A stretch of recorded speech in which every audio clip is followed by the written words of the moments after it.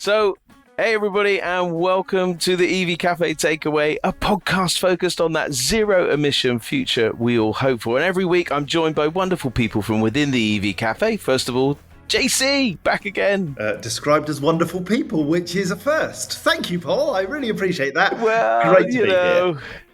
Got to get you in the right mood, JC. Got to get you in the right mood. And we're talking every week to innovators, pioneers, and collaborators that are just lighting up our world. And this week is really no exception. We are talking to the Queen of Fleet, Lorna McAteer. Hooray! Good morning. Good morning, Lorna. Now, Lorna, listen, before we get to talk to you, we have to have a little look at your backstory, of course. We only, according to the world of LinkedIn and the internet. What have I found? That's a dark place. Well, the most interesting one was the one we probably won't talk about, was a project manager for Farmers International or something like that. Oh, Countrywide Farmers. Countrywide Farmers. I can just imagine Lorna walking around in wellies in a field, sorting out where the cows go and all that sort of stuff. Your private life's your own. But early in 2008, she became involved in Fleet. And since that day, really has just been on a J-curve all of her own in terms of awards and achievements and all of these kinds of things. Not forgetting, ultimately, I say ultimately, it might not be the most important one, but the Barbara Cox Woman of the Year, the Green Fleet Outstanding Contribution Award. But also some wonderful life things over time, mother of twins, and completed, ultimately, a 3,000-piece jigsaw puzzle. I'm in awe. The internet's a wonderful place. There you go. There you go. But Lorna, look, I mean, of all of that, what makes you most proud?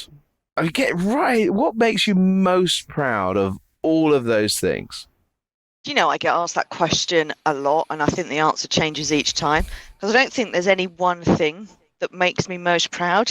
It's when I reflect back and I think it was that project that I got over the line despite all the challenges, or it was, and interestingly, when I look back, it's all the little things.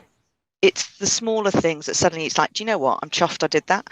It was the perseverance bit that goes with it. It's the sense of achievement that comes out the other end.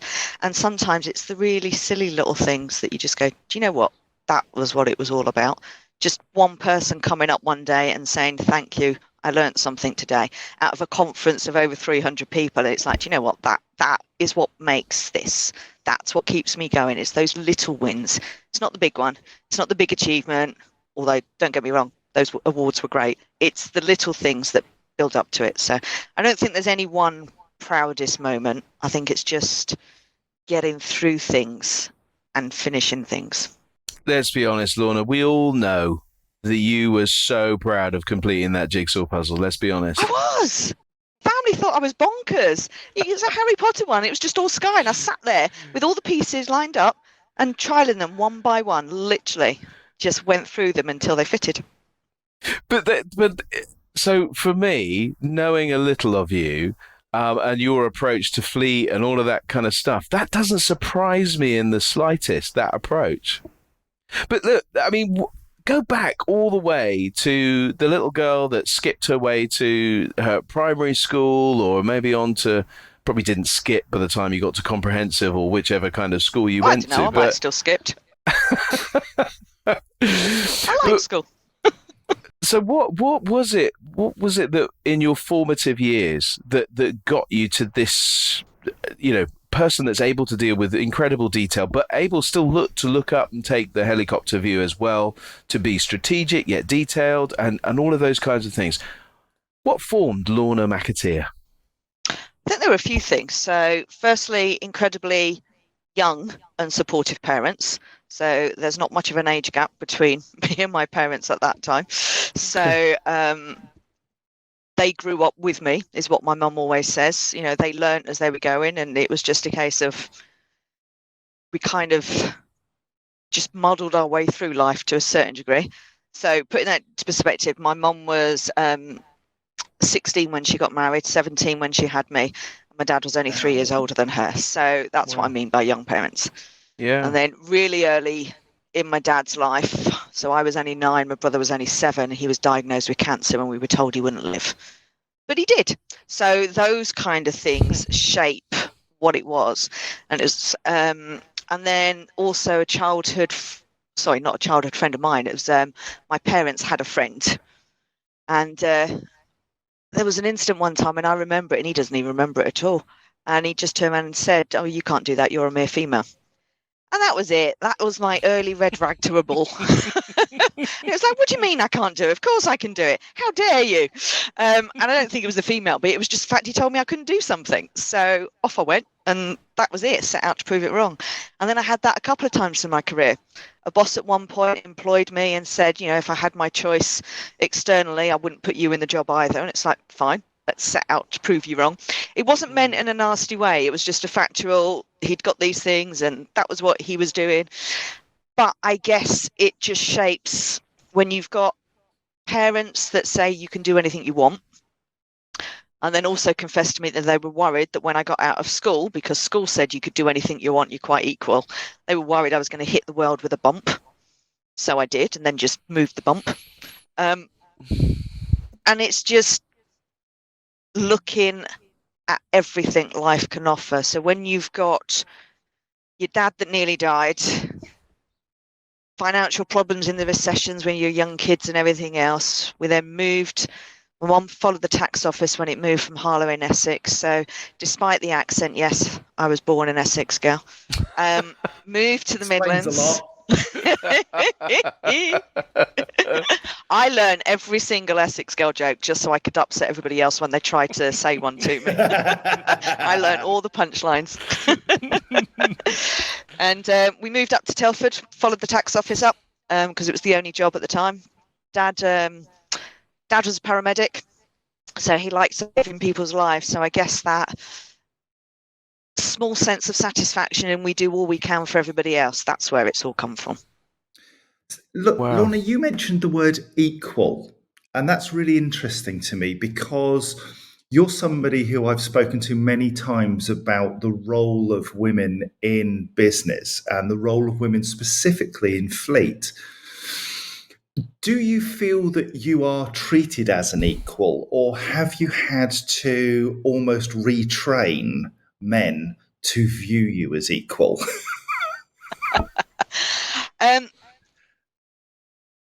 So I'm going to answer that in an odd way.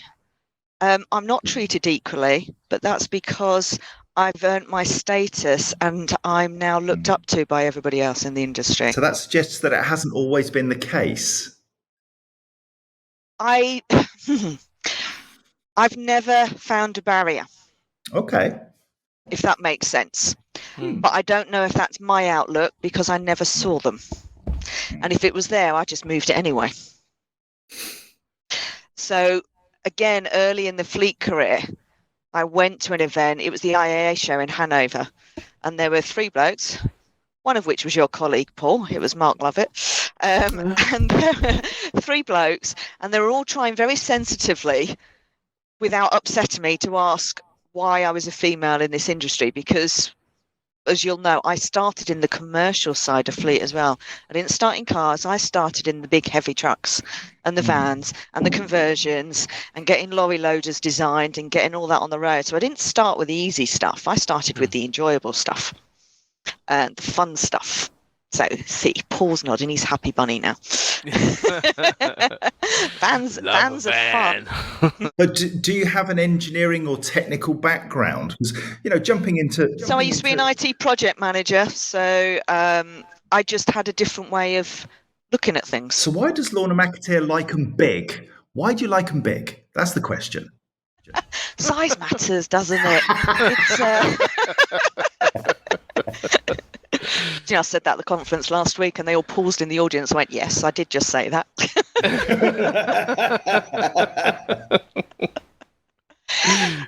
It's just different, isn't it? And the more challenging it is, the more sense of satisfaction you get. when you achieve something. And achieving something doesn't always mean success. It means you might fail, but actually you've learnt the lessons that you can teach everyone else, so you don't do it again the next time round. So great. I'm going to jump in right there, because you've just said that wonderful word that I have learnt so much from, which is fail. Yeah. What has, I mean, so you are looked up to, and people do respect you. And quite honestly, they might even be forgiven for being slightly in awe or even afraid of this perfection that is Lorna McAteer. There is no perfection. But I know this. I do know this. However, illusion of perfection. The illusion of perfection, yes. So burst that bubble for us. What things, I mean, it doesn't need to be in work either, because John and I have lived life with big mistakes outside of our work lives that have impacted who we are today.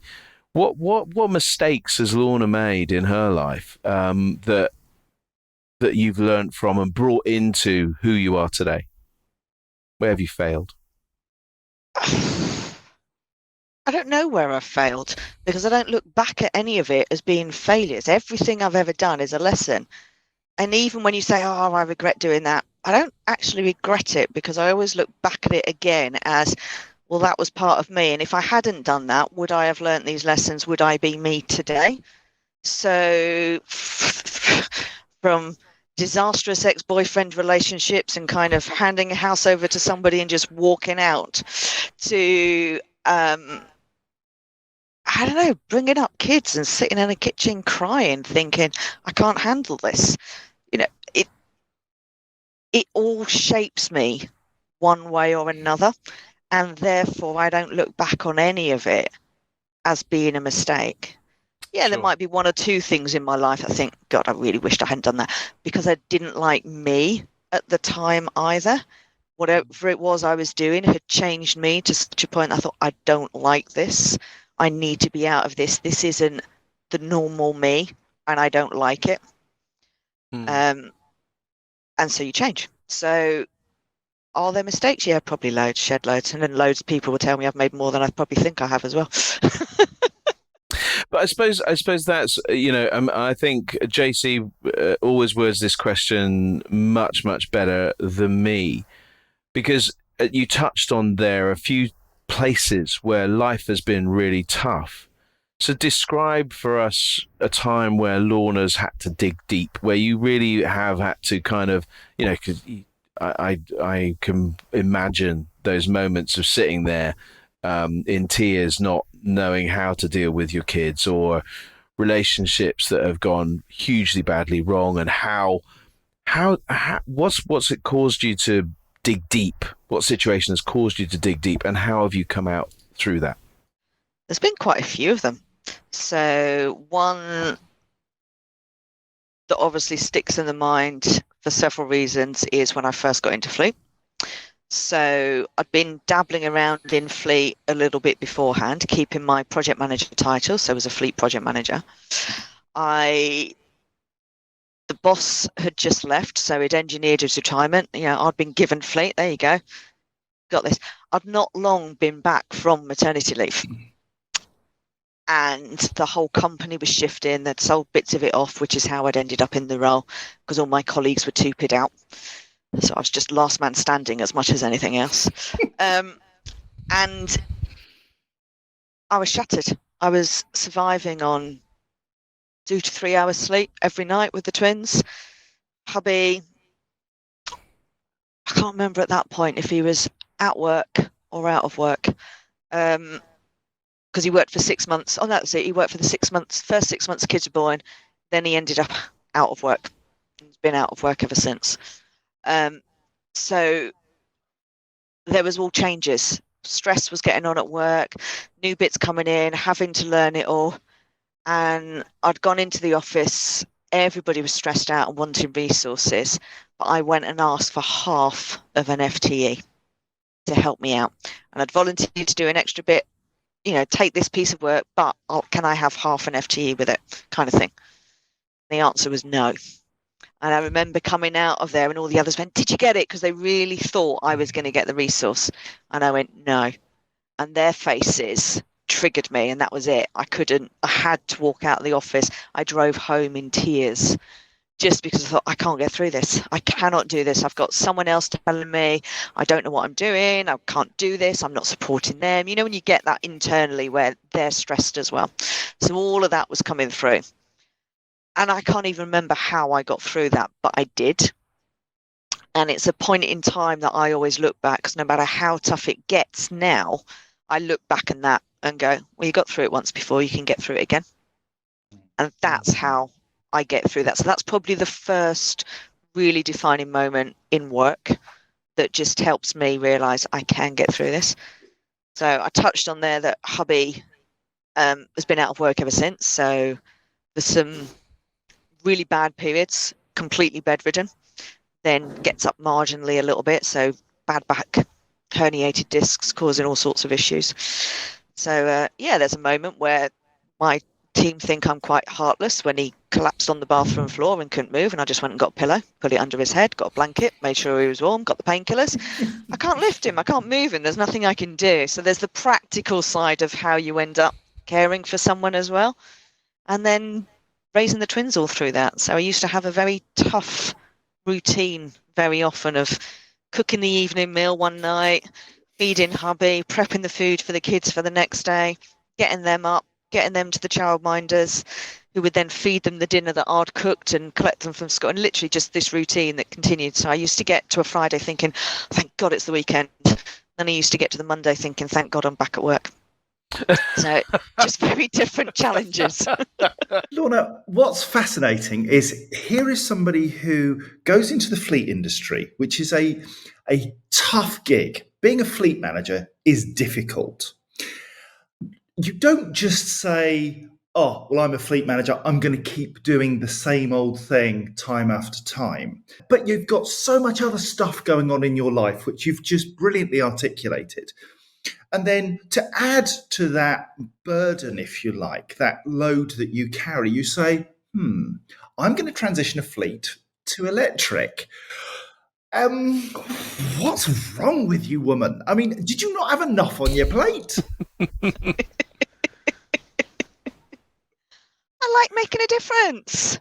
But what was it that sparked that interest in transitioning the fleet to electric? You were going to make a difference anyway, because you bring efficiency, you bring the best practice. What was it that said, I'm not only going to do a bit better, I'm going to revolutionize how we manage our fleets and run our operation? Because it's the right thing to do. And that matters to you?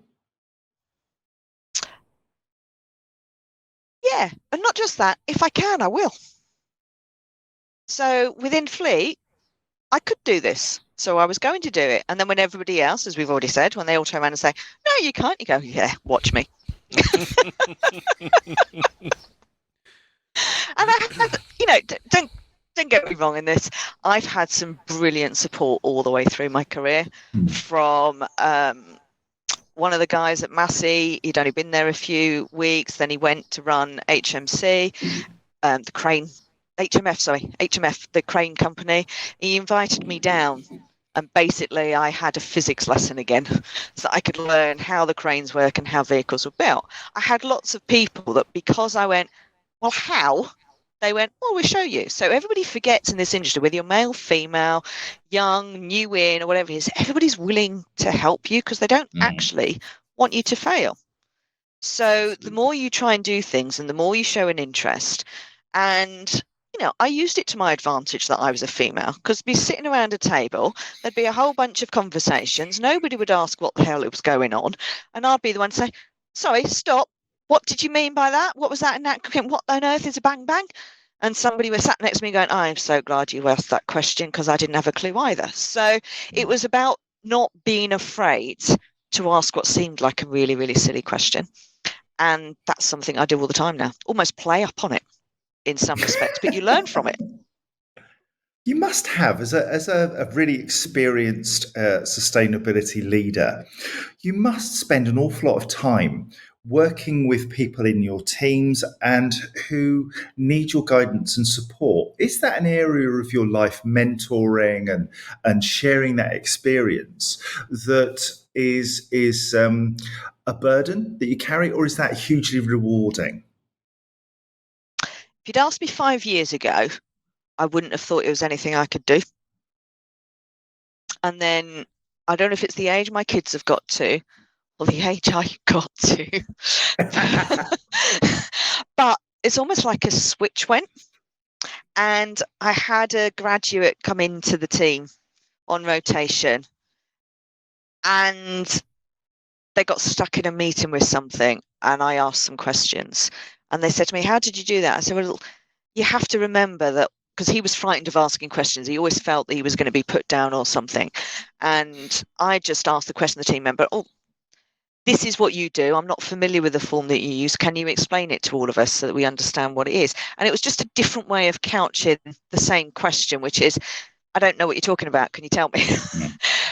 And I just said to the graduate, it was putting it in their terms. They are the experts in their areas, and they will happily tell you if you ask. It's not about being frightened to ask the question. And I suddenly realised I had insight to give other people. And then I've ended up mentoring almost by accident. So Kate Tyrrell had a friend. He'd gone to her, said, "Do you know anyone in Fleet? I've landed up with a Fleet role," kind of thing. And she went, "Ha, I know someone. Go talk to Lorna." And he just comes everywhere with us now. I rope him into all sorts of bits and pieces, and he's absolutely loving it. And I reflect back as well on that, thinking, yeah, it's right. Actually, he wouldn't have had those opportunities that I'm giving him for quite some time. And so I'm bringing him into a world probably on a fast track pace. But I enjoy it. And I think that's just because I enjoy seeing people succeed. And I think it's that kind of mindset that you've kind of walked through all of your fleet, that wanting to make a difference, that wanting to improve, that wanting to invest in other people, that's kind of shaped who you are. I'm kind of interested. How did that person get formed? But I'm going to leave that for a minute. You can have a think about that and maybe throw something in later. But Optimize Prime. It was, I mean, we're talking about zero emission. It is the coolest named project ever. It sounds like something straight out of Transformers. So, Optimize Prime, talk me through that project, and what part did you play, and how do you see that shaping the future for transport, really? So I was at Royal Mail when that project came around, okay. and the project kind of came to us as, we just need to get some EVs. Actually, the project had an exam question, and that exam question was, what is the impact of commercial vehicles on the grid, mass market? When it goes mass market, what's the impact on the grid? That was the exam question. And someone had approached Royal Mail. My boss and I had heard about it, but Royal Mail walked away from it to start with. And I was like, but this is a no-brainer. And there was that little internal fight that kept going on with myself and my boss. And it's like, this is a no-brainer. How do we get to the right people to make sure we get involved in this project? Which we obviously did at some point and got through all of that. And the project involved 8 different companies, 3 of the different Hitachi companies, which most people don't realise there are as many different companies as there are, 2 distribution operators, so UK Power Networks and SSEN. And then for the first time ever, an NIA-funded project involved 3 private sector businesses. So that was Royal Mail, because we had depot charging, British Gas or Centrica, because they had home charging, and Uber, because it was on-street charging, public charging. So they went to 3 big companies that had volume of vehicles that we could do a mass market experiment. And the project was interesting because while we were doing the project and building the case and everything else, we said this project is one of the few ones where it will be too late for it when it's finished, but it's too early for us to do it because there were no vehicles available. It was a really interesting project. A lot of us knew the answers already before we even went into it, but you needed that evidence to come out at the other end, so you could then give that to government, give that to Ofgem, give that out to the analysts, and give that out then to the consultants who pick it up and go with it. But it was a phenomenal experience. Have you ever had 8 big corporates in a government body trying to sign off paperwork? I can sit there and sympathise with Sam Clark going through everything he's been going through lately. Just getting I remember being in a locked room, going through word by word the contracts, literally arguing over bits and pieces. But it wasn't arguing. We just literally sitting there practically. Well, this one doesn't work for us because that one doesn't work for you. But right, what's the compromise? So it was all about compromises, all about the lessons learned, and I think it was an eye opener for Ofgem as well in some respects, because they had a bunch of women that walked into the presentation room, not the traditional blokes, and they also had some private companies who got just as feisty back with them. So when they were trying to put constraints on them, I remember arguing back thinking, oh my God, I've just blown this project. Because, I argue back that it was our risk we were taking at Royal Mail. It was our money we were spending, and there was nothing coming out the other end of it for us. We had nothing to gain from that project. Unlike a lot of the other companies who had a product to sell at the end of it. So it was an interesting project. And the reason I wanted to do it was to show it could be done. And again, once you get the lessons, how do we help others on that journey? Yeah. And I mean, it's a brilliant project. How do you see it? Because now the project's over, right? I think it's had its wrap up and all of that sort of stuff. Where's that data now? How is it being used? It's all publicly available. And funny you should mention it. It was only yesterday. Somebody else said they were doing some research, and I went, "Have you tried?" and pointed them in the direction of that research. So it's still valuable data. Yeah, absolutely. And sorry, just a point of order, because we're the acronym police here. NIA? No idea. NIA funded. I National Investment Authority? Might not be NIA, it might be NIC, NIC. I don't know. It's one of those abbreviations they use in the industry for one of the funding things. So there was somebody in the background. There was someone in the background doing. But I guess it just proves that these things sit in the background and we all kind of go, what was that? What was that? Well, not just that. If you think back to it, that was a massive project of collaboration. Absolutely. One of those first big collaboration pieces. And I'm going to quote my own quote properly because Paul misquotes me. It's, we're in it together, aren't we? And we only win when we all cross the line together. That's what I say. We only win when we all cross the line together. That's what I say. And I always say, Lorna McAteer. I know. My daughter's helping me make a T-shirt at the moment. Now, you've got a thing about T-shirts, haven't you? I have. It's actually got an obstacle course on it. And we're doing the obstacle course on the front with all the little EV challenges and everything else. And then that quote is going to be on the back. Brilliant. Lorna, you've talked about an awful lot of stuff that you do. And Paul and I, we are champions of well-being and good mental health. I have a question for you. How do you avoid burnout? Because, you're a high achiever, you have very, very high standards, you work incredibly hard, you travel all over the country, in fact, the world, championing the values that you have. How do you as a person keep going and avoid that almost inevitable crash? A 3,000-piece jigsaw. Yeah, another big thing that you've got to try and achieve.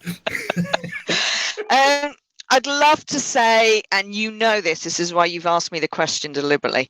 I broke at Christmas. So why did I break at Christmas? I didn't realize. I kind of knew I was breaking, and I started recognizing it on the EV rally last year, because I was sniping at my support crew and some of the others, which isn't me. And I was finding I had no tolerance, little patience, and I was struggling. It took me till Christmas in kind of recognizing I wasn't me. Also took a bit of a cold that floored me again for a while to realise, yeah, this isn't right. I usually recover so much quicker from these kind of things. And a few trips to the doctors to realise, actually, I was suddenly deficient, vastly deficient in vitamin B and D. So quickly went on to those. Then there was the conversations of, I still don't feel right, body's creaking, all this kind of stuff. But again, some of that was the vitamins. Got to Christmas and I didn't want to come back to work. Wow. I did not want to come into the office. And that was because there was a lot of pressure on me. When you're leading the field, everyone still looks to you to lead. Whether they do or not, I don't know. But in my head, I got to Christmas and the world was tough. We'd had all of the stuff last year where I was helping everyone find solutions between the advisory electric rates and how to reimburse people, because it's so different for everyone and there are all sorts of options, and did all that work, did all the work in changing my voucher value, everything to just make sure we could still afford vehicles and still make this transition happen, and was happily sharing my papers with everyone and giving advice out. And I got to Christmas and I thought, I have no answers for 2023. It's still going to be tough and I have no answers for anyone. I don't know what I'm doing next. And that's when I broke. Just exhaustion as much as anything else. So went into work, chatted with some of my team, chatted with the boss, and actually said, don't give me any more at the moment. I'm stuffed. I am literally, there is nothing else in my little resilience bucket. Whatever, there's more going in than is coming out the other end. I just cannot do this anymore. So very supportive company, very supportive boss. Went to the doctors a few times. We started debating, was it menopause? Am I the right age? Is this menopause? Is it this? And it was in having the conversations with the doctor. I'd got my daughter over there with strep A at the time as well. We'd got all sorts of other things still going on, and I'm chatting away with the doctor and we're going through it, looking at the options, what the possibilities are. And then she says, oh, you could just be burnt out. And I went, yeah, but I've been doing this for 10 years with hubby bedridden and the kids and da-da-da-da-da-da. And she went, let me rephrase that again. You are burnt out. And it's, oh, yeah, okay. Let me be more direct. You're burnt out. And so we went on to sertraline for a bit just to help with the sleeping and all sorts of other bits and pieces. Stopped drinking the alcohol as well and kind of literally just stepped back from everything to try and get some more sleep. I wouldn't say I'm out of the woods. I would say I now recognise the moment I start to slip, because I do, even now. With everything going on, we're in conference season, it's been busy since May. As you said, I've been here, there and everywhere and doing the day job and trying to support all of my team. We've got their issues as well. And you just go through everything. And then you realise, oh, I'm starting to go. So what I've learned to do now is just stop. Don't try and do everything. You can't do everything. I've learned to delegate more. I've learned to recognise, no, I now need to do another 3,000 piece jigsaw or make candles or make other things. Whatever it is that you just need to switch off. So you guys recognise as well, because a couple of you reached out. It's like, you're not talking on WhatsApp. Where are you? You stop posting on LinkedIn. It's like, yeah, I'm just digital detoxing. I'm just stepping away from everything. Because, all that FUD is depressing. Because you're just like, oh, really? We've got to fight that rubbish again? So it can get you down if you keep listening to all the news, because you just can't believe half of what's out there. And so you have to step away from it, sort yourself out, and then come out all guns blazing again. Lorna, thank you. I think you've just helped a nation of fleet managers breathe a sigh of relief. We do this every month on the Fleet News at 10 that we do. And we sit there, it's almost turned into the therapy session, because we just sit there going, I haven't got the answers. It's just, I remember years ago, somebody saying, how do you cope? And I was like, what, other than drugs and alcohol? It's like, you just have to acknowledge it's going to be tough. Yeah. And when it's tough, work out who it is you can talk to without being a drain on them. Don't be a drain on them, but who can you talk to? Who can you reach out? But who Lorna, let me help you. Let me caveat that with, don't be afraid to be a drain, because we all, well, I certainly like if I'm talking with somebody, I'll often reach out to John. Obviously, we have a lot of time, so if the day's tough, and we have tough days, right? And in all of our little worlds, we're either busy, burnt out, rejected, frustrated, annoyed, upset. Yeah, I've got a hotline to John. He's on speed dial. But we do, and you know, the amount of times I go, "Oh, sorry, mate," or vice versa, and it's like, no, no, no, no, no, no. That just but I totally hear Yeah, what you're but saying. Though. Be recognize. careful. Yeah. Yeah, recognize there's also two types of people. You have zappers and sappers. Zappers and sappers. Ooh. You have zappers and Love it. sappers. And when one of my teams at Royal Mail, and I don't know if they've ever forgiven me for it, I said you got two lots, zappers and sappers. I went, you lot are all blooming sappers. You're sucking my energy out of me because, it was just, they got it.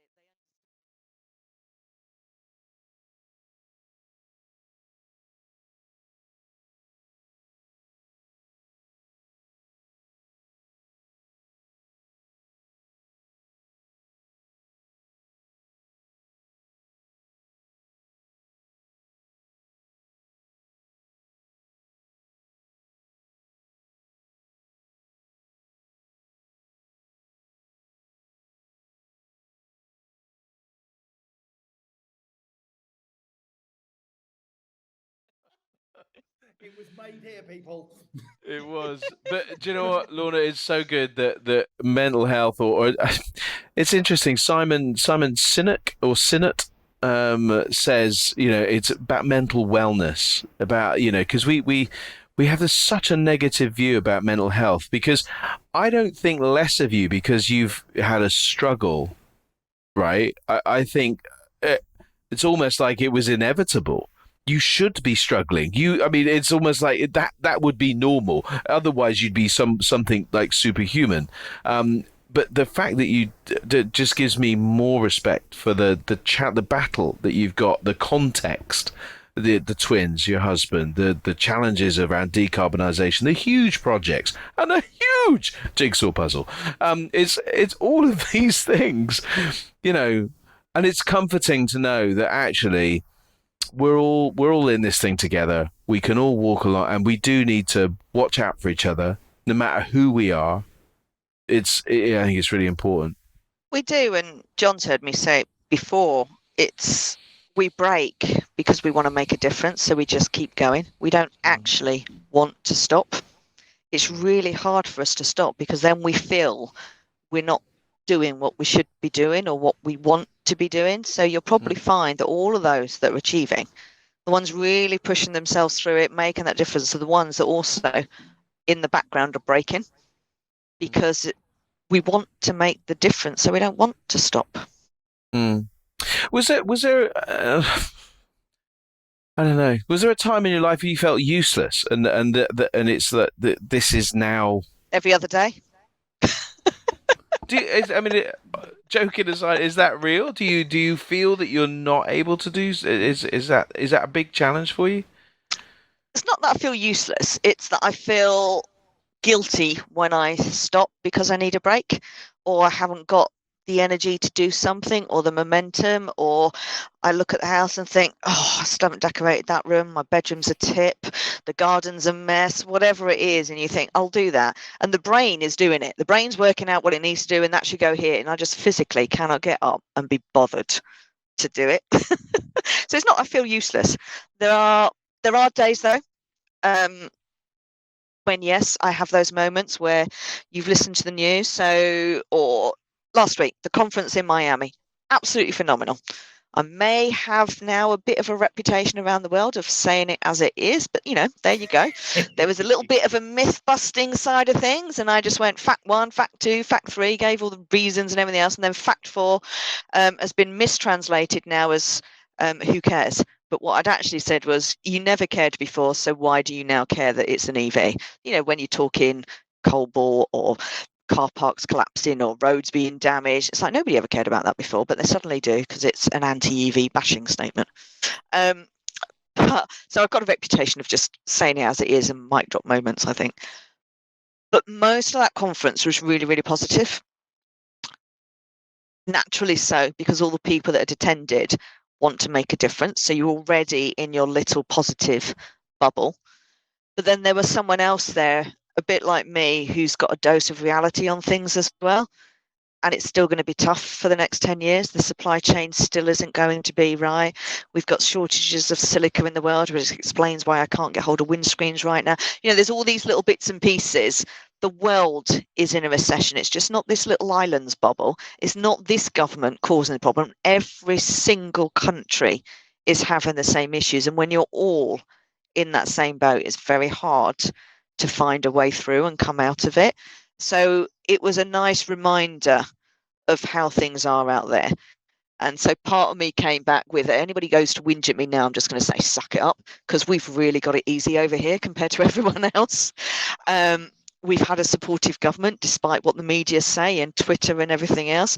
When it comes to this transition, actually, they've been quite supportive. When you look at what all the other governments are doing, this one's supportive. And that's why we're number 3 at the moment in this transition in the world. You go out there and you look at the numbers. They separated UK from Europe, and we had a little bit of banter, whether that's politically or geographically. And then I said, I'll take it, though, because we're doing better than Europe. So I'll have that. Thank you very much. But it comes with its ups and downs. And I think that's the only reason I feel useless is because that's the world I just talked about. And there's me. And I can't change the entire world as much as I would like to. And as much as I'd like to make that difference. I'm just going to wrap up from my questions, Lorna. What does the future look like for you? You've clearly a huge amount of experience and delivered an awful lot. But somebody as good as you has an awful lot more to give, because the world needs Lorna McAteers. What is it that will be your biggest contribution going forward, do you think, to our world of sustainability and decarbonising fleets? Or is there something else? Apart from the fact Dolly the sheep did eventually die, let's go into clone and get another one of me. That would be scary on the world. Is that mentoring then? I mean, developing that mentoring thing, is it that it's a knowledge transfer piece for you, and that you're enabling many more people with your ethos, work ethic, and your grim determination to make things happen that is the way to maximize your reach? It's a combination of everything. So despite the fact you guys say, yes, I'm good at it, I'm leading the way and everything else, I still have that little imposter devil sitting on one shoulder. Mm-hmm. And then on the other shoulder, I've got the egotistical maniac that says, yeah, you're brilliant at everything you do. So, they're constantly in argument with each other. And again, going out to the US, I had a lot to give, and there were a lot of people talking to me. And these are CEOs of companies. These aren't fleet managers. I've sat at COP26 in a meeting where everybody's gone around the table going, I'm minister in Canada for this, I'm minister in New Zealand for that. And they got to me, and so I introduced myself as, well, I'm the fleet manager that has to make it work. And it sets a tone as much as anything else. So the challenge I've got in what I do next, I enjoy what I do. I like the doing bit. And throughout my entire career, I've never necessarily sought the next level up. It's just happened. At some point in time, something has felt right and something's moved. Right now, I haven't finished what I'm doing. Whatever it is, I haven't finished it. Now, whether that's because I still need to get my team sorted, I still need to prove that National Grid UK fleet in its entirety is all done and dusted and on the right trajectory and it's all there. I don't know. I had a coach who described me before as, I was the driver of my own little bus. And then we laughed and joked and went, actually, no, it's a reinstatement vehicle. And I'm getting the stuff out the back. I'm carving the path. I'm laying the track. And then I'm driving along it saying to everybody, come follow me. This is the way we're going. I don't know what's next. You're right. I'm enjoying mentoring and giving back. My challenge is I still enjoy my job. I still enjoy that bit. I enjoy learning about what the rest of the world is doing. I want to do more in influencing government. And the trouble is, I need a clone. There isn't enough of me to do it all.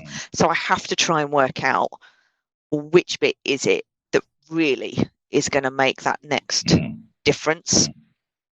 And is it bringing others in with the right attitude, or is it the government piece?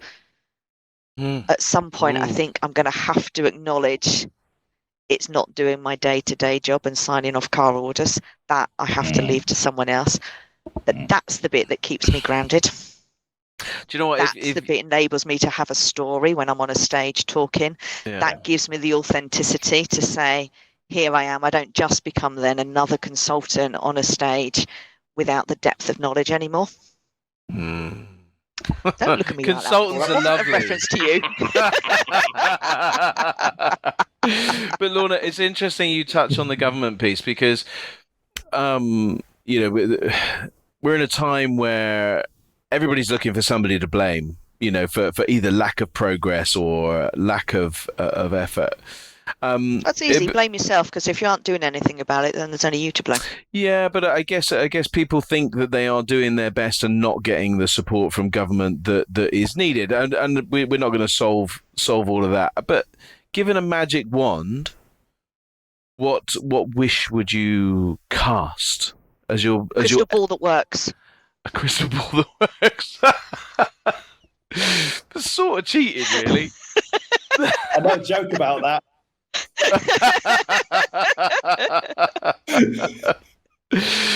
For me, the words I've used before, you've heard me use them on the various places. It's about consistency. All we need is a consistency of approach. And at the moment, especially in this country and some of the others, we don't do long-term strategies and stick to them. We're very knee-jerk reaction. We go by whatever the social media popularity is. We seem to ignore facts. So for me, all I'm after, just give us some consistency. And, you know, I don't want the 2030 ban to move. Whether we achieve it or not is almost irrelevant. Yeah, it doesn't make a difference. It's a target. And what the government's been brilliant about on that target is they've said, here's a target. I don't care how you lot get there. Find your own path to get there. But here's where you need to be. And that gives us the freedom to do it how it suits us in our individual places. Whereas if you're forced down a route, human nature actually says, don't force me to do that. A bit like telling me, no, I can't do something. How about you go and do it? Other people grumble about it. But Lorna, I think that for me has been the personification of this chat, that you know, we've got lots of things that are barriers or challenges or things like that, but your pleasure is to smash through those. And it's been lovely to get a real insight into the backdrop of Lorna, the real Lorna. I don't know if we'll ever find the real Lorna. I'm just me. Whatever it is, wherever it is, that's just me. You pretty much get what you see.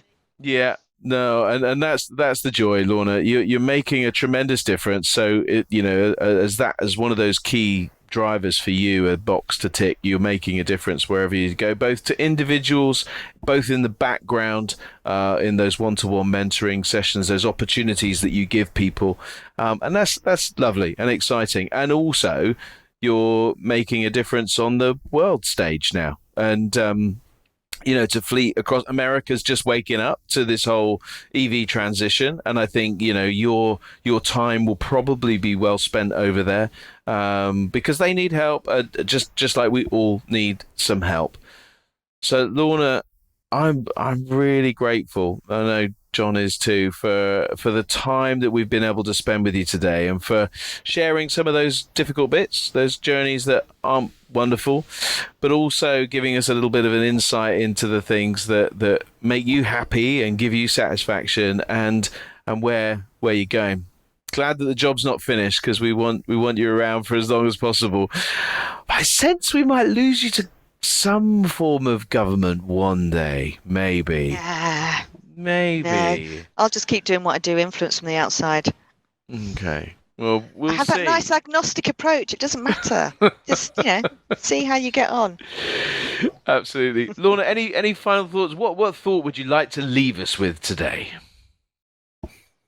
It's a tough one, isn't it? There we go. Final thought. A proverb, maybe. Final thought. Problem? No. Proverb, not problem. Not problem. No, I'm just going to go into a line of T-shirts now, I think, with all my statements and phrases. I used so many of them when I was in Miami, from the, right vehicle, right job, right fuel type, right time, to the right charger, right location, and the right numbers, to the only win when we all cross the line together, through to, I think I'm inventing some new ones as well. I now have this fact 1, fact 2, fact 3, fact 4, who cares? Kind of new one that's going out there. So I just need a new line of T-shirts, and I think that'll be, no. I think it's one of those things.